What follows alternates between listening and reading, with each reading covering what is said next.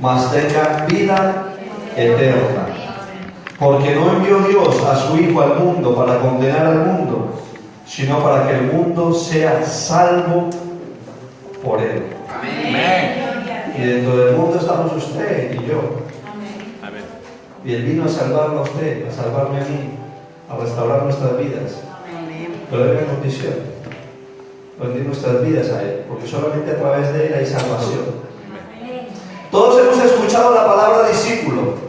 ¿Cuántos han escuchado la palabra discípulo? Todos. Todos hemos escuchado la palabra creyente. Hemos escuchado la palabra cristiano. Hemos escuchado la palabra evangélico. Muchos dicen: yo no voy a la iglesia porque yo no quiero ser evangélico. Yo no soy evangélico. Yo soy un hijo. Eso es lo primero que tiene que identificar. No una denominación, soy hijo. Él me ha salvado, me ha añadido. Creyente. Todos dicen creer. Todos, incluso aquellos que se hacen llamar ateos, creen. Porque en el momento de una situación difícil, lo primero que dicen es: Dios mío, ayúdame. Pero no es suficiente con ser creyente. Dice la palabra que no seamos oidores, sino hacedores. No es suficiente con creer, porque la palabra también enseña que los demonios creen y tiemblan. Creen. ¿Saben quién es Dios? ¿Saben quién es el Espíritu de Dios? ¿Saben quién es Jesús? Creen. Pero no es suficiente con creer. Estas son palabras muy escuchadas. Pero yo quiero en esta mañana que analicemos si sabemos verdaderamente con cuál de ellas nos identificamos. Si podemos saber verdaderamente qué somos. Cuando repasamos las Escrituras podemos encontrar tres tipos de personas que frecuentaban los ambientes donde Jesús estaba. La palabra habla de seguidores, gente que le seguía, dentro de los cuales estaban aquellos que siempre buscaban el favor de Jesús. Iban a los lugares esperando el milagro, esperando comer de la multiplicación, esperando recibir algo a cambio. Seguían. Esperaban que se les solucionara alguna situación en su vida. También estaban aquellos que le seguían para escucharle y luego criticarle. Aquellos que muchas veces van a las iglesias con su camarita escondida, buscando solamente aquello que no les guste para luego subirlo a las redes sociales y hablar mal del Evangelio, de los que predican la palabra.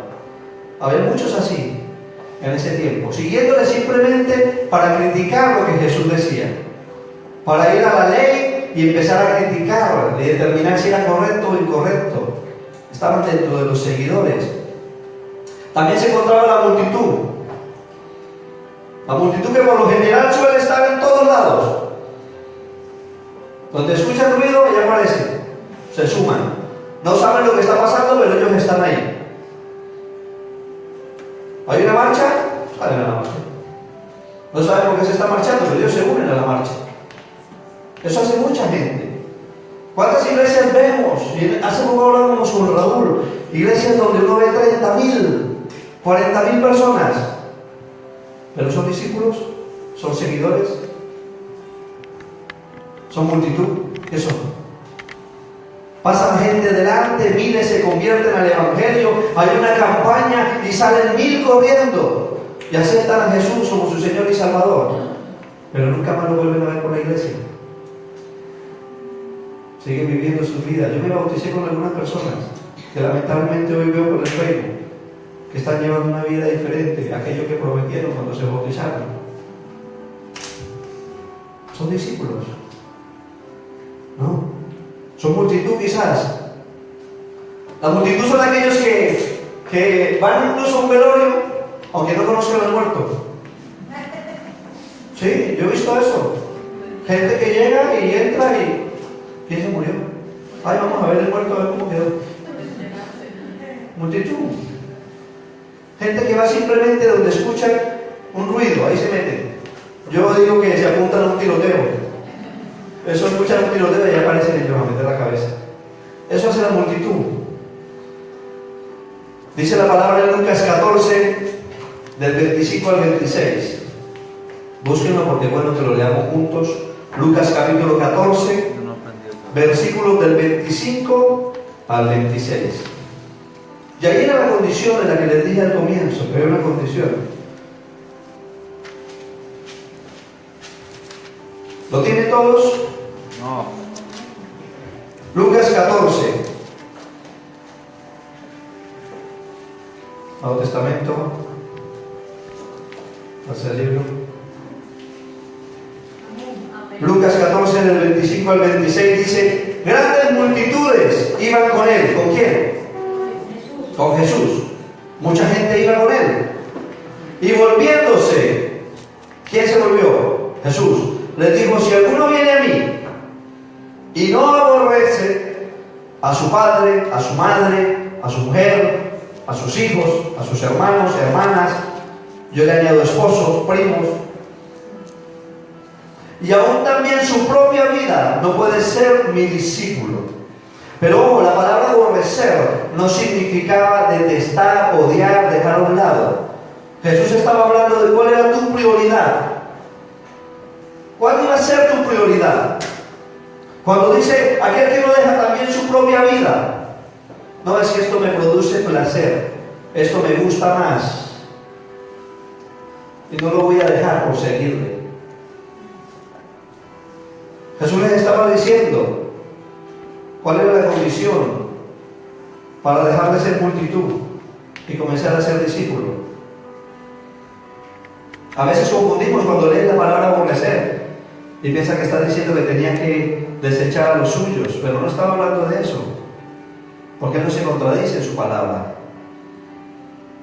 Él estaba hablando de cuál iba a ser tu prioridad,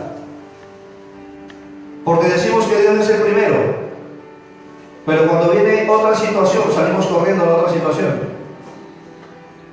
porque tenemos a Dios y a infinidad de santos y cada uno con sus ídolos en el corazón, que le rinden primero culto a eso que a Dios, y siguen primero sus tradiciones que a Dios.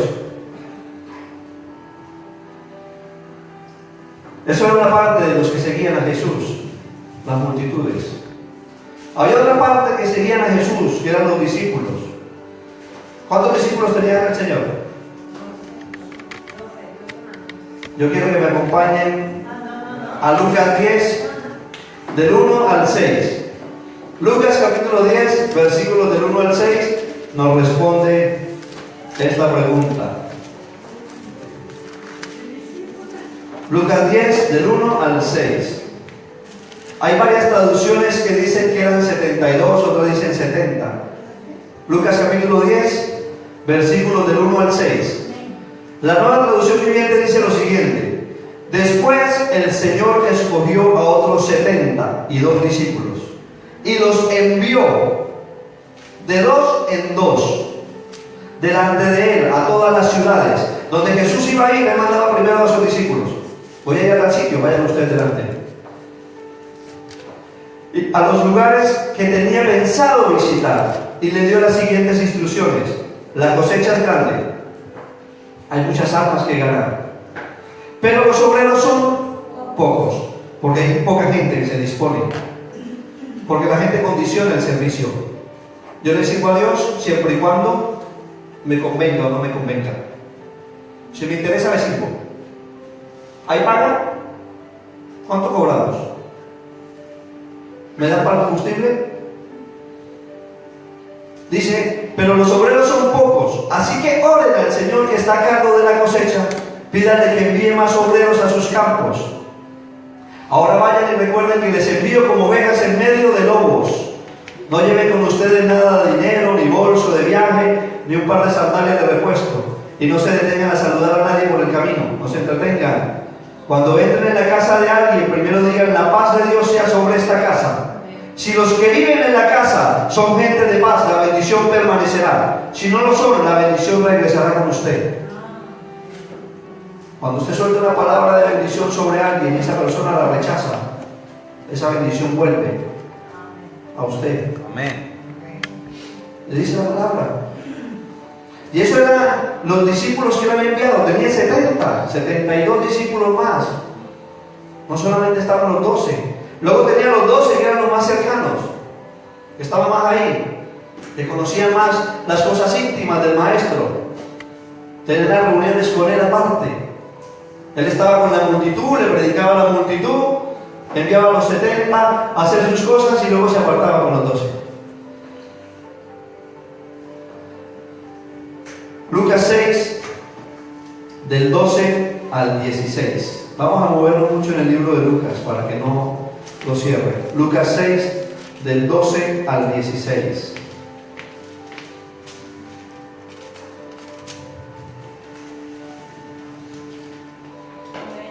¿Lo tiene? Amen.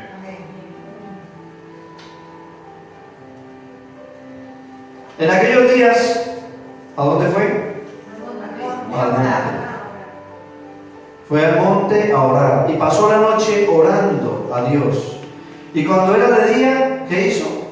Llamó a sus discípulos y escogió a 12 de ellos. No eran 12 solamente. Llamó a sus discípulos y escogió a 12 de ellos. Ahí no dice cuántos eran. Dice, y llamó a sus discípulos y escogió a 12 de ellos, a los cuales también llamó apóstoles: a Simón, a quien también llamó Pedro, a Andrés su hermano, Jacobo y Juan, Felipe y Bartolomé, Mateo, Tomás, Jacobo hijo de Alfeo, Simón llamado el Celote, Judas hermano de Jacobo y Judas Iscariote, que llegó a ser el traidor. Qué feo que se te recuerde con ese nombre, ¿no? ¿Y qué hizo después de que los llamó? Lucas 9, del 1 al 2. Nos dice lo que hizo el Señor después de haberles llamado. Lucas capítulo 9, del 1 al 2.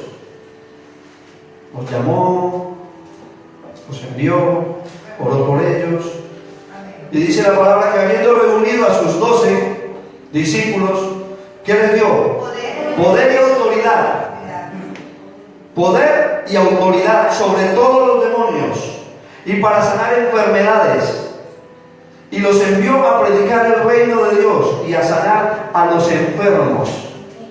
Porque no solamente está hablando de enfermedades físicas, está hablando de esas enfermedades ocultas que nadie ve, aun a pesar de una sonrisa aparente. Esas enfermedades que están en el alma: resentimiento, falta de perdón, orgullo, soberbia, altivez. Enfermedades que carcomen más los huesos que las mismas enfermedades físicas que se pueden ver a los ojos. Porque muchas de las enfermedades físicas son el reflejo de aquellas enfermedades del alma. Depresiones que llevan a la gente al suicidio, a estar todo el tiempo empastillados por una falta de perdón, por una herida que sigue supurando día a día. Y dice que envió a los discípulos a sanar esas heridas, a sanar a los enfermos. Eso es una enfermedad que lamentablemente está incluso dentro de la iglesia. Hay mucha gente que por vergüenza o por cualquier motivo no reconoce que hay en su corazón cosas que tienen que sanar. Y continúan ahí. Y eso es lo que los frena. Cuando parece que van a empezar, retroceden.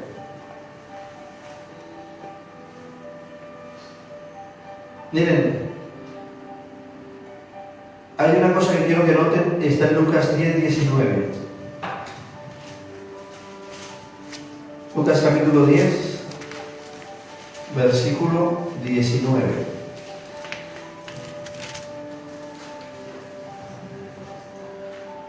Dice la palabra: he aquí, os doy potestad. ¿Qué es potestad? Poder. Poder. De hollar, pisar serpientes y escorpiones, y sobre toda fuerza del enemigo, y nada os dañará. Amén. En otras versiones dice: autoridad para pisar serpientes y escorpiones, y sobre todo el poder del enemigo, y nada os dañará. Entonces, una cosa que quiero decirles: el enemigo tiene poder, lo dice la palabra, pero no tiene autoridad. Y a usted le fue dado poder y autoridad para que el poder del enemigo no venga sobre su vida y no lo dañe. Ahora bien, La autoridad que el enemigo tiene es la que usted le delega. Esa es la única autoridad que él tiene sobre su vida, la que usted le delega. Por su boca, por lo dicho de su boca, le da autoridad para que el enemigo entre a su familia, a su relación, a sus hijos.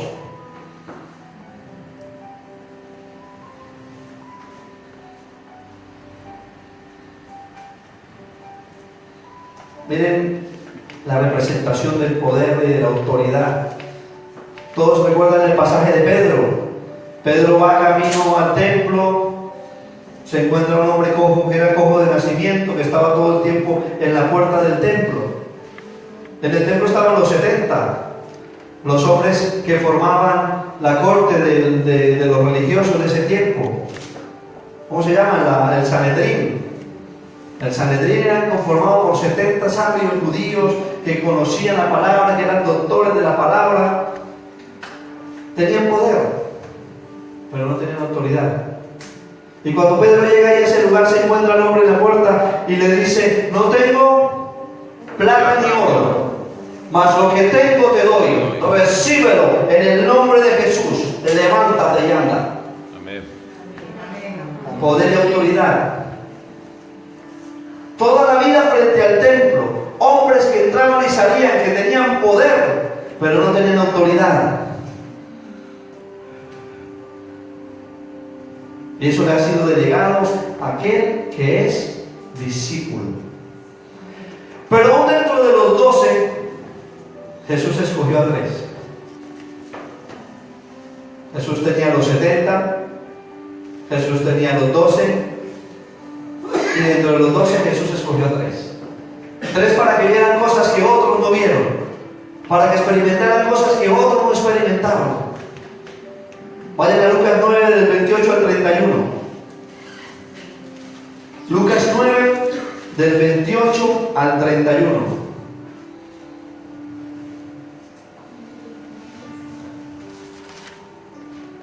Dentro de los 12 escogió a 3 para que llegaran y experimentaran cosas que los demás no habían experimentado.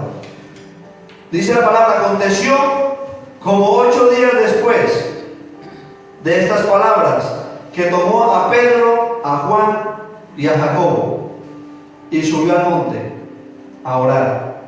Y entre tanto que oraba, la apariencia de su rostro se hizo otra, y su vestido blanco y resplandeciente. Él dejó ver la majestuosidad de su gloria delante de estos 3 discípulos. Y dice: y he aquí 2 varones que hablaban con él, los cuales eran Moisés y Elías, quienes aparecieron rodeados de gloria. Cosas que otros no vieron. Estos 3 discípulos pudieron presenciarlo. Estos 3 discípulos pudieron estar en el monte de la transfiguración, viendo el resplandor de la gloria del Maestro, conociéndole tal cual verdaderamente Él era. Impresionante estar en ese lugar y ver que empieza la vestidura de Jesús a resplandecer el rostro de aquellos 2.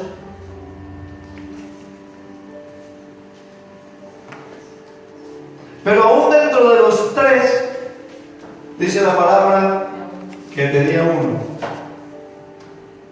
el que se le recostaba en el pecho. ¿Cuánto quieren que dice? Que se le recuesta en el pecho el Maestro, que más que pedirle, siente su abrazo, su amor incondicional, que puede sentir su presencia, que puede reconocer su voz, la cercanía con el Maestro. Cuando usted tiene intimidad, usted reconoce la voz de Dios. Si alguna persona de los que están aquí llegaron a hablar y usted no ha tenido conversación con ella, usted no va a conocer su voz, no va a saber quién es. Pero lo que le permite identificarlo, aunque no lo vea, es la intimidad que usted ha tenido, la cercanía, compartir tiempo. Y eso es lo que este hombre tenía. Dice la palabra en Juan 13, del 21 al 25. Amo la palabra, preciosa palabra de Dios. ¿Cuál hermano? Perdón. Juan 13, del 21 al 25. Un momento, por favor. Juan capítulo 13, versículos del 21 al 25.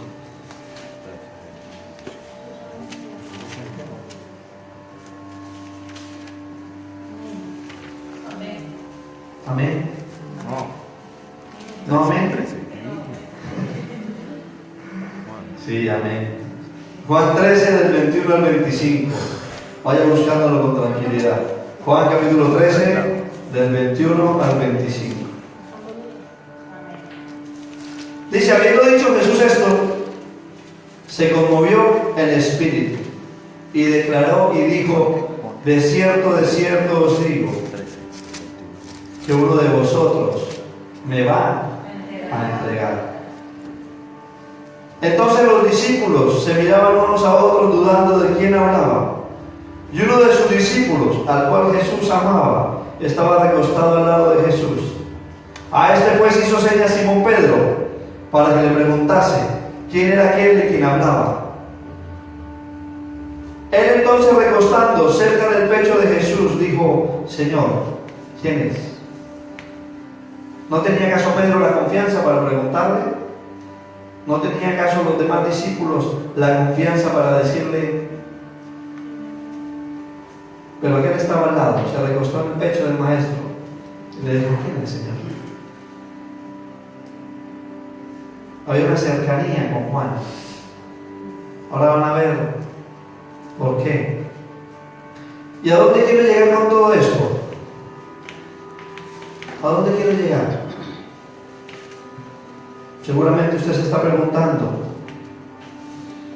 pero yo quiero llevarlos a algo, y es que se den cuenta que no es suficiente con estar dentro de los 70, con estar dentro de los 12, con estar dentro de los 3, porque todos ellos, de alguna u otra manera, le fallaron al maestro.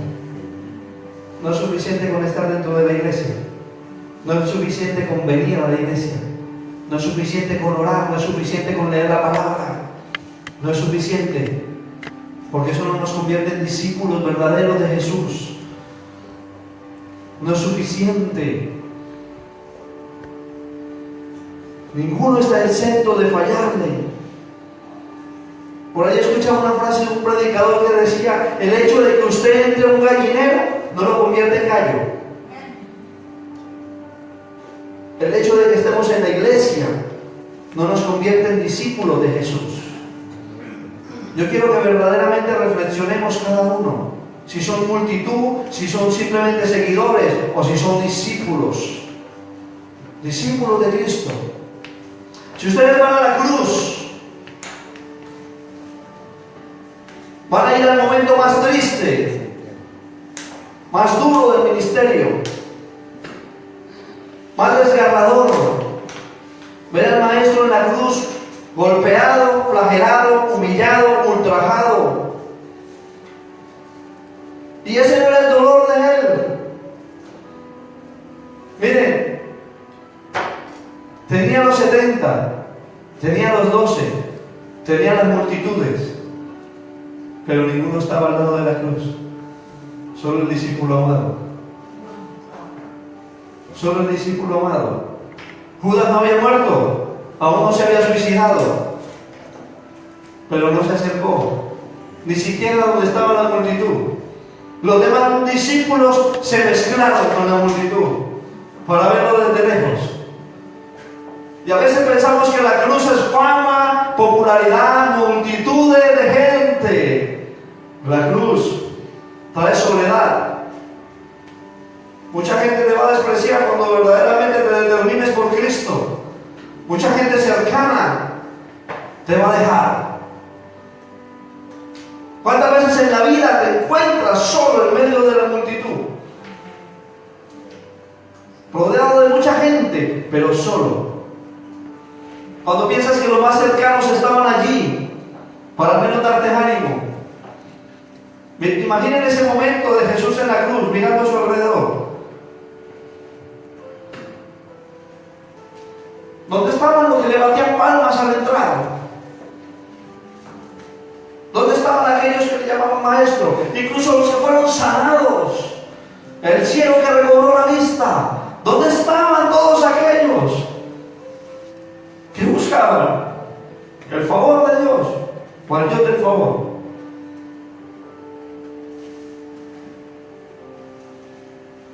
Jesús había convivido con ellos más de 3 años. Le había visto hacer milagros, resucitar muertos, sanar enfermos, echar fuera demonios, transformar las moléculas de agua en vino.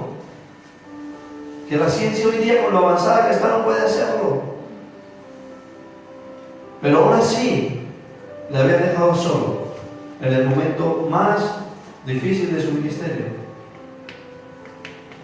Jesús estaba a punto de ser crucificado y días antes, los discípulos estaban teniendo conversaciones como esta. Vayan a Mateo 20, del 20 al 28.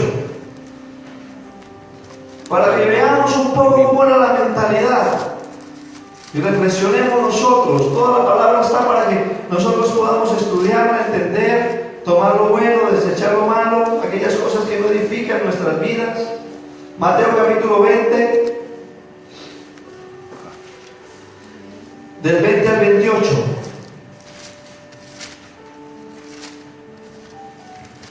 Mateo 20, del 20 al 28 dice: entonces se le acercó la madre de los hijos de Zebedeo con sus hijos, y postrándose delante de él y pidiéndole algo, él le dijo: ¿qué quieres? Y ella le dijo: ordena que en tu reino se sienten estos 2 hijos míos, uno a la derecha y el otro a la izquierda. Jesús iba a ser crucificado y ellos estaban pensando en la posición en la que iban a ser puestos. Ay, no, digámosle que nos pongan en esta posición de autoridad, que nos deje a nosotros la casa, que nos deje a nosotros la piscina, que nos deje a nosotros el restaurante, la herencia. Estaba el hombre postrado a punto de morir y sus hijos alrededor de la cama pensando en qué les va a dejar. Eso lo estamos viendo en este tiempo. Tu trabajo, aún está el cuerpo caliente en la cámara y los hijos peleándose.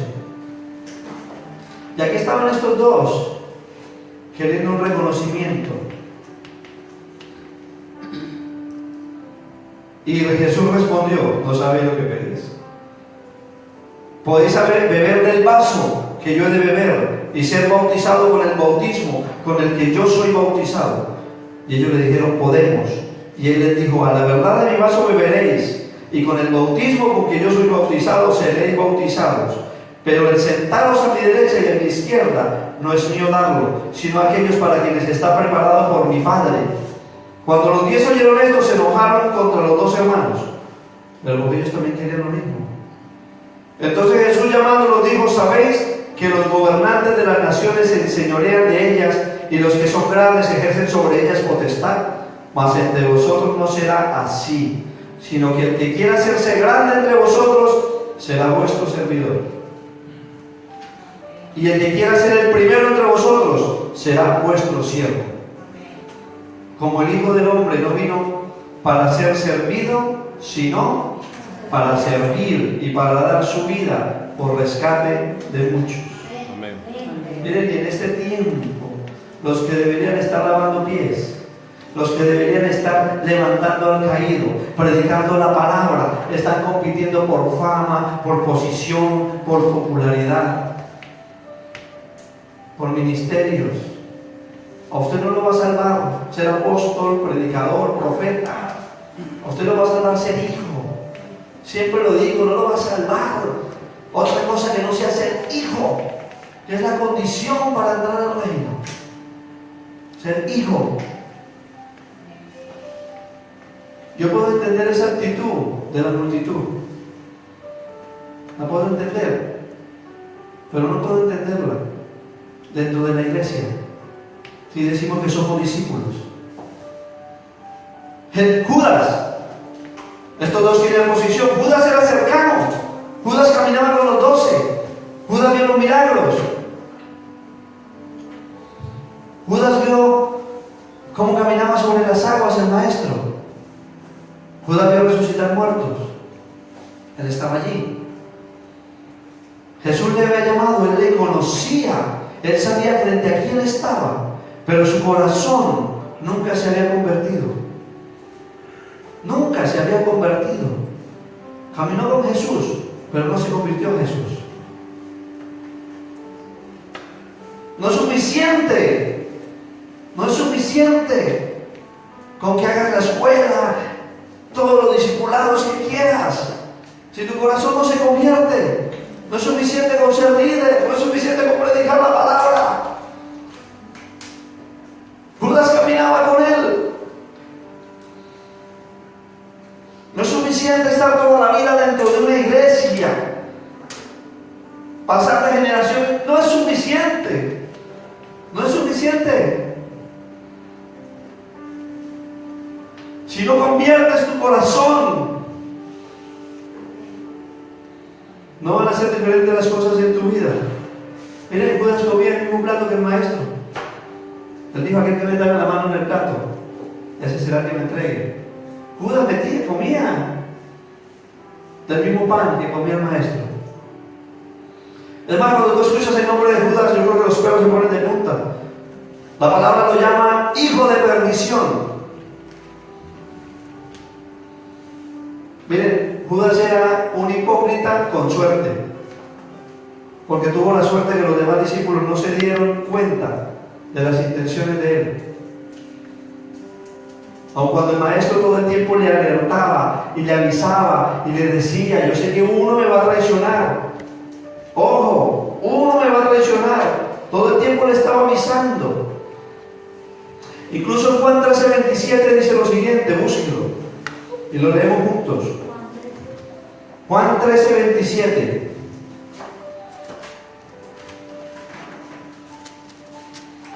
Estaban comiendo. Juan capítulo 13, versículo 27. Estaban comiendo y dice que después del bocado, Satanás entró en él. ¿En quién? En Judas. Entonces Jesús le dijo: lo que vas a hacer, hazlo pronto.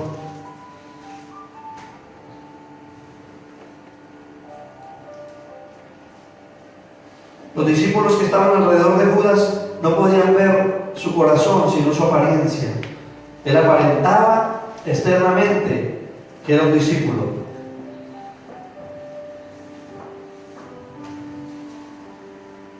Podemos nosotros aquí entre nosotros engañarnos. Podemos entre nosotros aparentar que todo va bien. Podemos sonreír y decir: va todo bien. Gloria a Dios. Pero el único que puede ver la intimidad de cada uno de nosotros es Él. El que conoce el corazón. Amén. Es Él. El que pesa los espíritus es Él. Él es el único que puede entrar a la vida de las personas y saber si verdaderamente tiene un corazón de discípulo o es una apariencia. Amén. Miren, Judas tuvo más miedo de la vida que de la muerte. Judas tuvo más miedo y pensó más en lo que estaba a punto de perder que lo que ganaría si se hubiese arrepentido. No, es que si ya lo confieso, ya debo de ser apóstol. Esta gente me va a sacar del combo. Ya no voy a estar ahí en el grupo. No voy a tener preferencia. Le tuvo más miedo a lo que iba a perder en vida que a lo que iba a ganar si se arrepentía. Y así muchos prefieren vivir de apariencia delante de los hombres que buscar el favor de Dios. Buscar el favor de los hombres y no el favor de Dios. Judas no podía reconocer su error, ¿sabes por qué? Porque había un orgullo en su corazón. Y entonces si hay orgullo, es difícil aceptar la gracia. Porque solamente viene a corazones sencillos, humildes. Por eso Jesús insiste: sean mansos, humildes de corazón. ¿Por qué no puede trabajar en un corazón orgulloso? En un corazón que no reconoce que tiene una necesidad. Yo no sé si el Señor le está hablando a alguien hoy aquí. Amén. Aleluya. El remordimiento producto de su orgullo era lo que él tenía. Porque de haber tenido arrepentimiento no se había suicidado. Remordimiento. Judas tuvo la oportunidad de ir a la cruz y arrepentirse. La misma oportunidad que tuvo Pedro. Los dos le fallaron. A los dos le lavó los pies. No escogió a quién lavárselo. A este no se lo lavo porque este me va a traicionar. No. A ambos. Ambos le fallaron, pero uno tomó la decisión correcta. Y otra cosa quiero resaltar a otro discípulo, y es Pedro. Vayan buscando Mateo 26, del 69 al 75. Pedro caminó sobre las aguas. Mateo 26, del 69 al 75. Miren, Pedro caminó sobre las aguas. Estuvo en el monte de la transfiguración. Vio cosas que otros discípulos no llegaron a ver. Pero aún así, él tuvo que pasar por un proceso. Pedro había renunciado a ser discípulo de Jesús. ¿Ustedes sabían que él renunció? Él renunció a ser discípulo de Jesús. Por eso cuando Jesús resucita y vuelve, lo encuentra haciendo otra vez lo que hacía antes, pescando. Y tiene que volver a ir a buscarlo en medio de los pescadores, porque volvió a sus costumbres. Él renunció, por los dichos de su boca renunció. Por lo que digo, por su boca renunció. Pedro estaba sentado fuera en el patio, dice Mateo 26, del 69 al 75. Y se le acercó una criada diciendo: tú también estabas con Jesús el Galileo. Mas él negó delante de todos diciendo: no sé lo que dices. Primera vez que le negó. Saliendo de la puerta le vio otra y le dijo a los que estaban allí: también este estaba con Jesús el Nazareno. Pero él negó otra vez con juramento: no conozco al hombre. Un poco después, acercándose, los que por allí estaban dijeron a Pedro: verdaderamente también tú eres uno de ellos, porque aún tu manera de hablar te descubre. Ellos tenían una manera particular de hablar. Entonces él comenzó a maldecir. Pedro comenzó a maldecir y a jurar: no conozco al hombre. Y enseguida cantó el gallo. Entonces Pedro se acordó de las palabras de Jesús, que él había dicho antes que cante el gallo: me negarás 3 veces. Y saliendo fuera lloró amargamente. La palabra dice: aquel que me niegue delante de los hombres, yo le negaré delante de mi Padre. Él lo había negado a Jesús. Con los dichos de su boca, dice Proverbios 6.2, no lo busque, apúntelo si quiere. Proverbios 6.2 dice: te has enlazado con las palabras de tu boca y has quedado preso con los dichos de tus labios. Todos sabemos que hay poder en la boca. Y si usted habla cosas que no edifican, no espere resultados que edifiquen. Pedro había soltado palabras 3 veces. El maestro también le había advertido: me vas a negar. No, Señor, hasta... No, Pedro. Y usted me dirá: ¿dónde dice que dejó de ser discípulo? ¿Dónde dice? No lo dice. Hemos leído el pasaje, pero no dice que haya dejado de ser discípulo. Pues vayan ustedes a Marcos 16 y van a ver que sí lo dice. Marcos 16, del 5 al 7.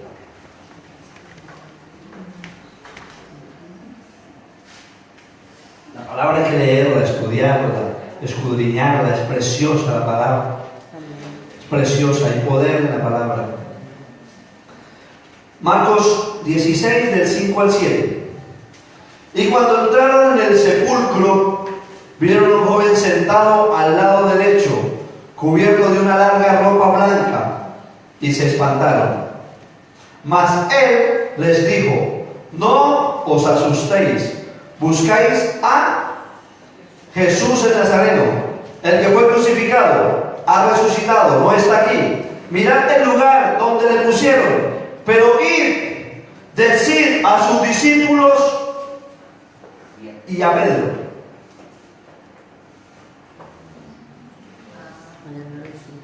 Ir y decir a sus discípulos y a Pedro. ¿Por qué no dijo ir y decir a sus discípulos? Ir y decir a sus discípulos y a Pedro que él va delante de vosotros a Galilea. Allí le veréis como os dijo. Por nuestras palabras seremos justificados o seremos condenados. ¿Qué está usted hablando en lo oculto? ¿Qué está usted hablando donde nadie le ve? ¿Está usted llevando una vida de difamación, hablando mal de todo el mundo? Yo solamente pregunto, ¿de qué manera estás conversando? Tú que dices ser discípulo de Jesús. ¿Maldices cuando estás en otro ambiente para que nadie sepa que eres discípulo? Te mezclas con el mundo, con la multitud, y hablas igual que ellos para que no reconozcan en ti que eres un discípulo, porque los discípulos hablaban de una manera particular, que todo el mundo sabía que eran discípulos de Cristo. Te camuflas. Miren, no es suficiente con decir Señor, Señor, porque lo dice la palabra. En tu nombre, Señor, echamos fuera demonios, hicimos, trajimos, Y él le dice, apartaos de mí, hacedores de maldad, no os conozco. No os conozco. No es suficiente con que conozcamos el nombre de Dios, es que nos conozca a nosotros. Amén. Que Él nos conozca a nosotros. Otro pasaje dice, este pueblo de labios me honra, pero su corazón está lejos de mí. Amén. Pero ¿saben una cosa? Pedro experimentó la gracia, el favor, la misericordia, la restauración, el poder sobrenatural de Jesús. Amén. La oportunidad que da una y otra vez para que nos arrepintamos de aquellas cosas que hemos dicho, para que rompamos, cancelemos las cosas erróneas que hemos hecho, para que empecemos nuevamente. Si hay problemas en el hogar, te vuelve a dar la oportunidad para que los restaures, para que avances, para que sanes, para que se doblegue tu orgullo, para que se rompa toda fortaleza mental. Él te da esa oportunidad. Se la dio a Pedro. A él no le importó que lo dejaran solo en la cruz. No le importó nada de eso. Miren mañana la palabra, miren lo que hizo. Juan 21 del 15 al 17. A él no le importó nada de lo que tuvo que pasar, que le negaran. Juan 21 del 15 al 17. Pedro le negó, pero Jesús cuando resucita busca a Pedro. Cuando Él resucita busca a Pedro. Él en ese amor. ¿Quién de nosotros buscaría a aquel que lo niega? Juan 21 del 15 al 17. Oye, José, ¿conoces a Jonathan? Jonathan. No. Sí, un chico colombiano que tiene... No. ¿Conoces a Raúl? Raúl. ¿Qué Raúl? ¿Mosquera? No. Se ofendería, ¿eh? ¿Cómo así que no me conoce? Si es mi cuñado. Te dijo que no me conocía. Y viene la ofensa. Pero a Jesús no le importó. No le importó que Pedro le hubiese negado. Y restauró nuevamente su discipulado. Miren lo que dice Juan 21 del 15 al 17. Cuando hubieron comido, Jesús dijo a Simón Pedro: Simón, hijo de Jonás, ¿me amas más que estos? Y Pedro le respondió: sí, Señor, tú sabes que te amo. ¿Cuántas veces? Una. Ahora una. Él le dijo: apacienta mis corderos. Volvió a decirle la segunda vez: Simón, hijo de Jonás, ¿me amas?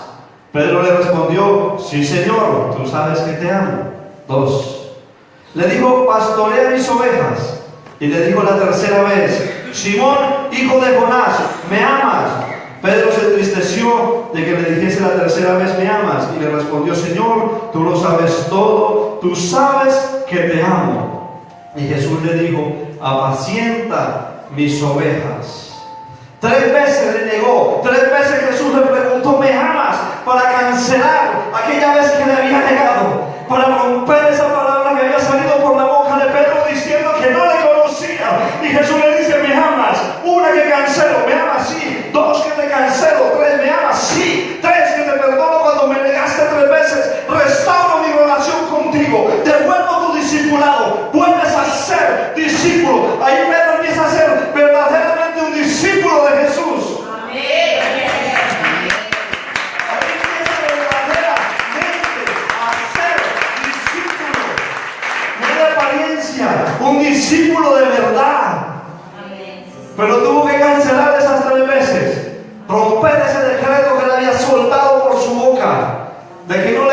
conocía. Por eso el maestro viene resucitado. Ahora sí, vente para acá, muchachito. Yo sé que tú estabas en tu naturaleza, las emociones, el temor, el miedo, te llevaron a negarme, pero vente para acá. Ya ha pasado todo. He resucitado. ¿Me amas? ¿Me amas? Aun cuando vengan temores a su vida y alguna vez haya negado al Maestro, Él te da la oportunidad hoy de que reconozcas delante de su presencia que le amas, que le necesitas. 3 veces Pedro le había negado y 3 veces era necesario que fuese anulado ese decreto. Y hoy su presencia está en este lugar. Amén. Y te hace la misma pregunta. Te hace exactamente la misma pregunta. Yo quiero que usted cierre sus ojos ahí donde está, no se ponga en pie, cierre su Biblia, póngala a un lado. Y yo quiero que usted ahí donde está le conteste al Señor. Yo no quiero que me la conteste a mí porque yo no soy el que lo va a salvar. Contéstele al Señor esa pregunta. Quizás lleva muchos años aparentando ser discípulo. Quizás llevan muchos años dentro de la iglesia y mucha gente ha pensado que tú eres discípulo. Pero resulta que no has sido nunca discípulo. Quizás eras de los 70. Quizás formabas parte de la multitud o de los seguidores. Ahí donde están. Es el día en que puedas restaurar tu relación con Dios. Usted no está aquí por casualidad. Y usted no está aquí por influencia de hombre, sino porque Dios, en su maravilloso plan, organizó que usted estuviera en este lugar y en este momento y a esta hora. Amén. Él es el único que puede restaurar su relación. Mire, dice la palabra que Él está a la puerta. Dice, yo estoy a la puerta y llamo. Y aquel que abre, entraré en él. Dice, entraré en él. No dice que entrará a su casa, dice que entrará a él. Y comerá con él, y vivirá con él, y compartirá con él. Quizás tú has tenido por tiempo una agenda llena, pero una vida vacía. Muchos compromisos, muchas actividades, pero una vida vacía de Dios. Muchas cosas que hacer para Dios, pero sin Dios. Quizás has guardado por años resentimiento. Por años has guardado falta de perdón en tu corazón. Quizás estás haciendo cosas que no agradan a Dios. En tu intimidad, donde nadie te ve, donde crees que nadie te está viendo. Quizás a escondidas miras pornografía, cuando tu esposa no está en casa, y piensas que porque ella no te está viendo o él no te está viendo puedes hacer cualquier cosa. Quizás estás hablando mal fuera, en el instituto, porque quieres caerle bien a los demás compañeros y quieres aparentar que eres guay, que eres chévere, que te controlas. Dice la palabra que no hay nada oculto entre el cielo y la tierra que no haya de ser revelado. Llegará un día en que todo, absolutamente todo, saldrá a la luz. Hermanos, la palabra de Ageo dice que ya viene pronto el Rey de Gloria. Pero así como es una noticia buena que Cristo viene pronto, también hay una noticia mala y es que el infierno está ardiendo. Y es triste que muchos que decían ser discípulos se vayan a perder y vayan a parar en ese horno de fuego. Yo quiero en esta mañana, ahí donde usted está, que ponga y se ponga cuentas con Dios. Nadie conoce su destino, nadie conoce su día. Ahí donde está, pídale perdón. Quizás usted en intimidad ha estado haciendo cosas que ofenden a Dios. Ha estado hablando con otras personas de alguien. De Jesús hablaron, dijeron infinidad de cosas. Pero no nos justifiquemos. A veces usamos la palabra para justificarnos y hablar mal de los demás. Y la usamos como base para juzgarlo. Y Jesús dijo: yo no he venido a condenar al mundo, he venido a salvar a aquellos que se habían perdido. Y si usted era multitud y usted miraba a Jesús desde lejos y pensaba que era discípulo, hoy es la oportunidad para que usted abra su corazón y le diga: Señor, yo no quiero formar parte de una religión. Me llamarán evangélico, Señor, pero yo soy hijo. Yo quiero restaurar esa relación contigo. Miren, si ustedes no tienen una relación así con Dios, es imposible que tengan una relación así con su hermano. Padre, en el nombre de Jesús de Nazaret, Señor, que aquellos que eran multitud, que eran seguidores, se conviertan en discípulos, Señor. Póngase en pie, póngase en pie. Vamos a pedirle al Señor que nos convenza a cada uno de nosotros en nuestro corazón, si estábamos siendo multitud, si éramos seguidores, admiradores, simpatizantes de su nombre, si solamente lo hemos conocido por oídas, como dijo Job: de oídas te he escuchado, pero ahora que te conozco, ahora que puedo conocerte, ahora que he estado en intimidad contigo. Tiene que haber una transformación en aquel que dice que es discípulo.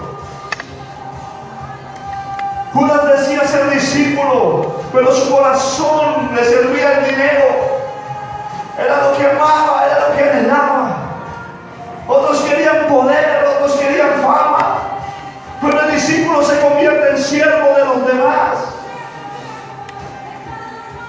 El discípulo se convierte en siervo, está para servir a otros, para darle a otros lo que Dios le da. Sopla, Señor. Sopla. Señor amado, yo te pido que ahora empieces a trabajar en los corazones de la multitud, Señor. Tú sabes quiénes de los que están aquí, Señor, han formado parte por años de la multitud, Señor. Creían, Señor amado, que eran discípulos, pero sus frutos, Señor, no son los frutos de un discípulo. Señor, siguen hablando a escondidas, murmurando, criticando, alimentando su carne. Señor, siguen manteniendo relaciones en lo oculto. Señor, yo te pido que venga un arrepentimiento a sus corazones. Señor amado, que avancen y dejen de ser multitud, Señor, y pasen a ser discípulos. Ahí donde usted está, si usted quiere ser discípulo y restaurar su relación, si ya era, y por lo que sea le negó, por lo que sea hizo como Pedro, que aún siendo discípulo las circunstancias lo llevaron a negar el nombre de Jesús. Oremos juntos, hagamos esta oración juntos, digámosle: Señor Jesús, yo te pido perdón, porque he estado apartado de ti. He fijado mi mirada en otras cosas, menos en ti. Y yo te pido hoy que me hagas un discípulo tuyo.